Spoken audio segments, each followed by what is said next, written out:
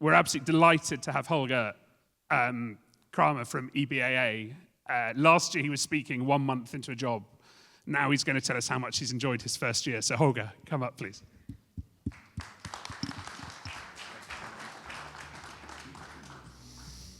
So, have you enjoyed your first year in the job? It was exciting, yeah, and challenging, but I think what is not challenging and not exciting these days. Huh? Everything is changing, the world is changing, the political mindset is changing, every industry is in challenge. And for me, is that normal? Huh? I do that since 20 years. Yeah. So, I think the most challenging thing, so we are not in the public here, but between us, is to manage my board. Yeah, where I would wish sometimes that they're able and willing to accept more change and to adapt the change. But that's a normal discussion and an ongoing process. Yeah? I think you have several members of your board sitting in the room. That's why I'm saying that. Yeah? Just to warn you. And, you know, there are protesters outside. It's, you know, we've had it for 2 years. EBAA has had it. BBJ. It's a fact of life that lots of people don't like business aviation. Yes, first of all, we are in a democracy. Everybody can say his own opinion, yeah? So they can do that. But we need to fight for that we can say our opinion and to represent our interests as well. Yeah? And to be honest, we need to tell these protesters they can stop the protest. They have the key regulator of Europe behind them. Yeah? So the European Commission is driving a green agenda against the business aviation anyway. I can tell you the example of this probably well-known court case where Dassault and Daher and we as an association, we joined this appeal against the European Court of Justice where the Commission claimed business aviation as non-sustainable. And if you go to the latest papers that the Commission provided to the court, that's a very interesting story because the Commission don't use their own argumentation material why they took this decision. They just take 1-to-1, 100%, and Green NGO, Transport and Environment argumentation paper, as a court argumentation material. That's crazy, yeah? That shows where we stand with the industry, and it demonstrates also why we have to be strong to take countermeasures on that. That's, I think, the protesters. I will go out and say, guys, you can go home. Yeah, so the European Commission is convinced. Yeah, but also on the UK side, I had an example in a chat with an operator 2 weeks ago, where a CAA official in a talk said to him, "Business aviation, haha, that's just a toy." Yeah, so this is a quote from an CAA official in a private talk, so it shows a bit where we are. Yeah? So there's not a proper perception of our industry, and we need to work on to profile that and to explain why we are a proper part of Europe's air mobility system. Huh? And last week you went on the offensive, which is quite rare for EBAA to go out and sort of strike first. You had a report with Oxford Economics. Yeah, we need to be fair. It is a joint effort between EBAA and Krahmer. Yeah, so that's also the Krahmer was involved into that. And I think that's a very good moment to highlight this also here in that audience. Oxford Economics and us and Krahmer, we worked for just a year on a study to sort out what is the the benefit for Europe's economies of business aviation. This report is out since last week, and there are some interesting findings in, and I think that a very new and not often repeated message from our side, we need to repeat it all the time, is there is a direct link between foreign direct investments in Europe, industrial investments in Europe, and the functional business aviation system, especially also a short-haul flight system. If Europe is on the way to restrict business aviation, we face the risk losing 130 billion of foreign direct investments by 2030. So I think we need to sort out this message as often as possible, that people understand better that business aviation is not just rich people's toys and not just for celebrities. It is a time-efficient instrument, especially for high potential people, for decision makers to bring their investments. Yeah. We provided here, and sorry for this advertisement, just a one-pager. You can print that in color. Yeah? So if I can encourage you to contact the EBAA Secretariat, just getting this PDF file where we have on one side the key findings of this study, use that in your displays, use that on events, use that in your showrooms, because here is simply up where for what business aviation stands for. Yeah? It's 400,000 direct, indirect people working for this across Europe. It is a 100 billion GDP contribution in Europe. It's a relevant sector. It's a small one, yes. It's an addition to the big commercial aviation community, but it's a relevant sector, and it is a little bit the blood and an essential part to keep the economic prosperity alive in Europe. And I think it's a great report, and I think it's good to see that you're going out. But there is a section of people who, we heard them last year, don't care about economic growth. So how do you convince the Commission to take your argument? I think we need to realize that, especially in this challenging environment, we need strong associations, strong advocacy associations.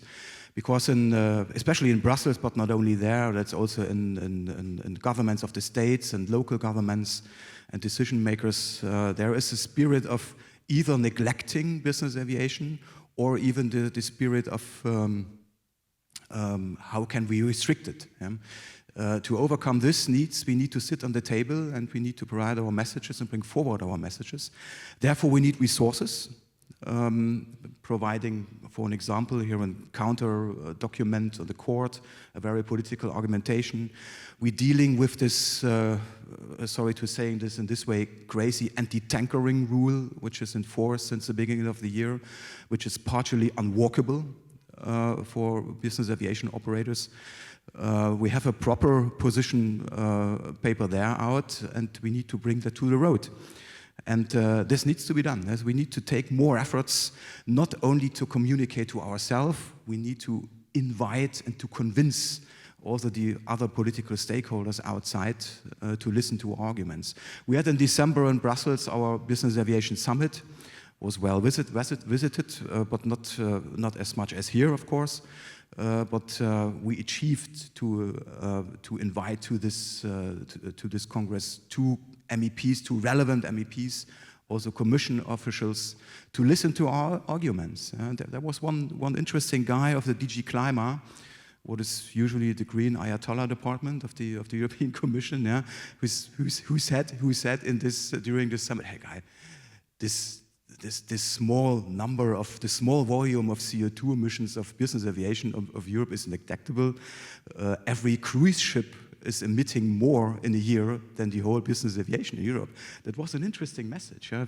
We need to sort out more of this kind of discussions to bring this on a more rational ground and in a better environment for us.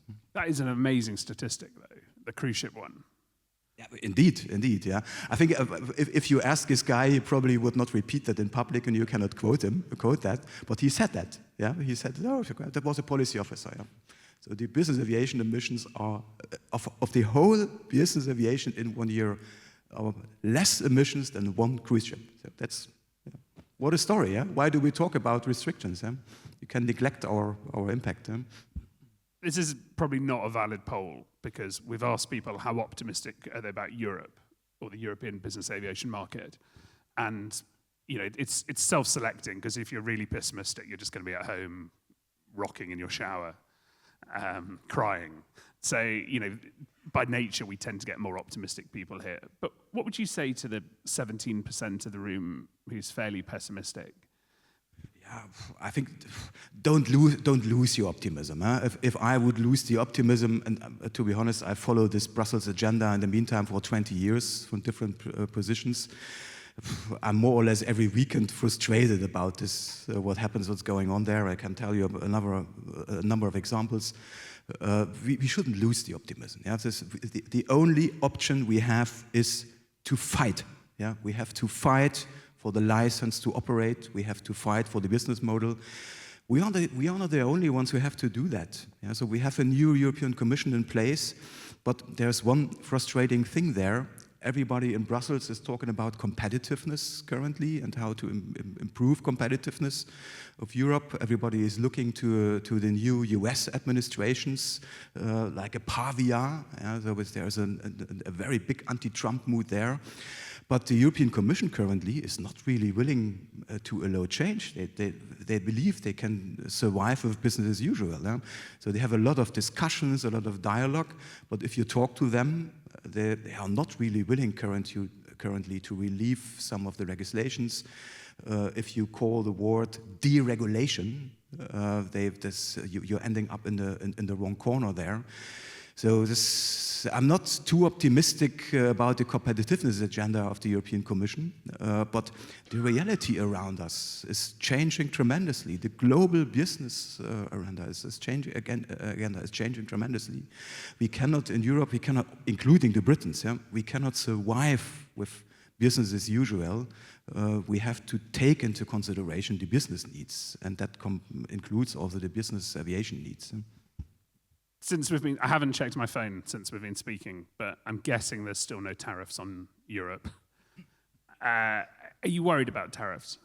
Of course, yeah, but it seems to me it's a little bit an obsession of a deal maker, yeah, to provoke the other side of the table with a very harsh position. But I think dealing with a guy like Donald Trump and his administration, we need to learn to deal. Yeah, and instead of coming back with moral messages and with political values, that's all important, of course, yeah, but we need to learn to deal, and we need, especially the European Union, needs to learn to defend and to define their own interests. Yeah. In the recent years, the European Union was more on the way to how can we save the world, how can we save the climate. We brought too much moral content to legislations, yeah, for a lot of sustainability legislations. It is not in Europe's interests if we drive the environmental agenda alone. If the rest of the world is not following us, we need to reconsider what is a better way forward to achieve the targets, and this is currently a learning process. But the business aviation community can contribute to this learning process in order to provide the right arguments and the right informations and being a part of this discussion. That's necessary. I had an American operator a few months ago say to me, is it true they're going to ban business aviation in Europe? We have this banning material, not only about business aviation. We have a banning mentality. In Europe, it's driven by the climate agenda and a very dirigistic political approach that politicians saying we need to ban this, we need to restrict this, and we can create a green revolution by regulation. It becomes more and more obvious this is not possible, that will not work. Yeah? So we do not create a proper environment for investments and for entrepreneurship. If you are, as a business owner or an entrepreneur, just confronted with a very dense regulatory agenda. And this is on the table now, but especially the European Commission and also some of the governments of member states are not yet convinced to go forward with. Yeah, we have also, I'm German, yeah, we have elections in front of us. It's a very harsh discussion now. What is the right way forward for the economy? And it becomes more and more obvious that this extremely partly radical green mindset to dictate everything is probably not the most successful way. Okay, we've got, does anyone have a question or a comment from the audience? We've got a fantastic rugby ball microphone, and Holger is going to kick it to the back row if anyone has a question. It's really good, honestly. We used it yesterday. It's great. Or we've got a normal microphone. Okay, we have a question on Slido. where does business aviation stand in the EU taxonomy? Very quickly, the EU taxonomy is part of the Green Finance Initiative. I think the spirit of this legislation, from my point of view, is questionable anyway. Is how can we steer the financial markets' money and investors' money into green investments? This is the spirit of the taxonomy regulation. And the Commission took the decision to exclude the business aviation specifically, the only sector, specifically out of the scope of this legislation, what means this sector cannot be considered as sustainable. That's where we are legally. I think here are enough finance guys in the room here. Some of them will say, give a shit on this taxonomy regulation. No one will be following that. Probably it's true. But for the business aviation as such, it's a problem because the Commission has a reference point also for future decisions to say why we are not considered as sustainable.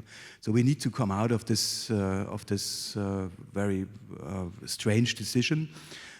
We need to be treated fairly, and also from a legal point of view, the European Commission simply has not the right, from my point of view, to declare one specific sector as non-sustainable. And they come out now, as I said in the beginning, they don't have a proper argumentation for that. There is not an impact assessment on that. They just use a green NGO argumentation material to justify that. That's crazy. We should not accept that. It's good to see our first joke question of the conference, making aviation great. We've got a very diplomatic one from Bernhard Fragner of Globair. Having been in the industry for 20 years, we keep telling everyone that we need to educate the market, but the perception hasn't changed yet. What hopes? And while you're talking about the one-pager, someone else has asked, can you please share the name of it? Yeah, I've seen Bernhard Fragner's question here. Bernhard, I love you for your provoking statements all the time. I think it's, you know very well, a study is a study, and a study as usual, I don't know, 20, 30, 50, 100 sides of pages, no one is reading that. You need to summarize that in a one-pager to catch the attention of the people. And if you have the attention of the people, then you have also the chance that more people read the study itself. This one-pager is just a communication. But if you want to talk to your customers about the whole study, just do it. Bernhard, do you want to add anything to that? You're talking to the black bit. So I think we have to accept, or at least I accepted it after almost 25 years, that we can't be everybody's darling. We are serving a super niche market, and it's about high net worth individuals and ultra high net worth individuals. And the society, particularly in Europe, don't like those people. You know, if somebody makes some money, he's a tax evader, he's whatever, crook, whatever. We have to accept this, that we serve a market which is a super niche market, a super niche market, and the society don't like that. I don't get the idea why we keep telling we are here for the society, we're adding value. It's bullshit. We serve a very small, distinct market of people who have lots of money, and the society and our democratic values don't like that. Bernhard, do you mind passing it to Charles next to you? Good morning, Charles Alcock with AIN. Bernhard, you make the job of interacting with the European Commission sound like the most frustrating thing anybody could do and almost hopeless. But you also talk about the member states, and you seem to be saying something has to change here. Does the EBAA have any sort of allies in the political environment across Europe, in the Parliament, for example, in the member states, where you can, to some extent, forget about the Commission every day and say, okay, let's work with people who want to work with us to some degree? Of course we have friends, but it's like in a normal life. You need to sort out where they are. We have a new parliament in Brussels, and we're reaching out to the parliamentarians. More than 2/3 of them are really new elected. You will find people, they are with us, and they are willing to help us. That's never a majority, but you need to sort out them, and you need to bring the informations and also the content of our sector to them. That's necessary. I would not agree with Bernhard. We need to accept this European spirit of you have something that I don't have, and that's why I hate you. I think that's not only business aviation. It's valid for luxury cars, for other luxury brands, luxury industries. I think inequality is a normal aspect in market economies. Yeah? We need people making possible to aspire, to grow. Yeah, also to getting rich, for an example. Yeah? If I go with this spirit to the European Commission or the parliamentarians to confirm all the cliches, and they say, oh, goodbye, we don't need to consider what you think anymore. Yeah? So I think that's probably not the right mindset going forward. Yeah? And I would also not reduce the business aviation sector to a niche. Yeah? It is an addition to the bigger aviation market. We operate where others don't. We have a very big airport and remote airport landscape in Europe just for business aviation and for general aviation also. We should not ask that questions by ourselves and get questioned by ourselves. Talking about connected friends, Charles was at school with the British Prime Minister, so he can help there. James, it's true. Yeah, hi, James Hardy. Holger, can you tell us a little bit about social media and other channels that we should be using, as well as the more direct channels that you're using to kind of influence and lobby Brussels and other governments? Yeah, that's a good point, a very good point, because we are in the middle of a digital age, and more people collecting their informations and getting their informations and their content from social media. Yeah? And as a business, whatever business it is, you need to be present there and you need to be able to interact there. That is probably more essential than writing press releases and position papers. Yeah? I had a consultancy in my office a month ago who said that the future of advocacy associations is not just position paper building manufacturers. It is we need to able to make campaigns. And to provide showcases and to provide examples. And we need to sort out the social media platforms where people are achievable. I think LinkedIn is probably the most important one, but that's just a business social media portal. I have seen that the BBGA, so the British Association, started to provide content also on TikTok and on Instagram, for an example, and it's also necessary to consider this to get the people. Yeah? The people are achievable for us. Yeah? There is a lot of excitement, a lot of enthusiasm for aviation. We as Secretariat, we are going also to universities and providing sessions there. You don't have only critical peoples and younger critical peoples around us.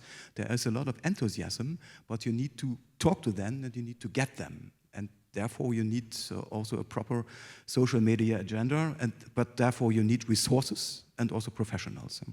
It's interesting, there is a sort of a real dichotomy, because on one hand you've got a large number of young people who are happy to go and protest outside the hotel, and on the other hand, Steve Visano is getting that many people saying, I want to be a jet broker every day. Do we have any more questions in the room? Yeah, great. Andreas Strabel from Aerodienst. Just want to add to Bernhard's statement that, from my opinion, or from our opinion, business aviation is not only transporting high net worth individuals, it's much more. It's air ambulance transportation, it's corporate flying, it's crucial for transportation. And the name corporate jet is something that we should all use, and we should use to talk to young people and explain them that's not private and luxury, it's corporate and ambulance transportation. This is something that it's much more interesting, and combined with sustainable aviation fuel, that's the future, and we could all be very proud of it to work for this industry. And that's a great point, because we also have a session on that at 4:30 today. Any more questions? Okay, Holger, before you go, a lot of people are asking about EBAAs. Yeah, of course, I should have a chance to talk about this as well. I hope everybody of you know that last year was last year's EBACE was the last one organized by a joint venture between NBAA and EBAA. So we terminated this partnership last year and took EBACE on our own shoulder. So the future of EBACE is a pure European show. And of course, like every trade show in all the sectors, everything is changing. Also the character of the spirit of these trade shows is changing. We as EBAA, we are now in a starting process, in an evolving process to provide a new show. EBACE of the future can't be the same as in the past, of course. That leads to a new character of the show. For this year, we had only one choice. Either we have a show in Geneva, or we don't have a show in Geneva or somewhere else in Europe. We decided very quick last year, let's don't die this show. It has to be ongoing. Because I see there is a need of the industry for governing and for workshops and for market intelligence, business-to-business exchange. We will focus EBACE 25 just on this. I think the 25 show is also the ticket and the calling call for the future of the show. We consider everything around the show, the concept, the venue, and I can promise you, EBACE will remain as a show made by the industry for the industry, but with a new concept, with a new spirit, and with a new future shining horizon there. That the NBAA is out is also a big chance for us to provide changes and to create new ideas, Europe-focused ideas than in the years before. Brilliant. Thank you so much. That was great. Alistair, thanks. Thank you. And have a good gathering.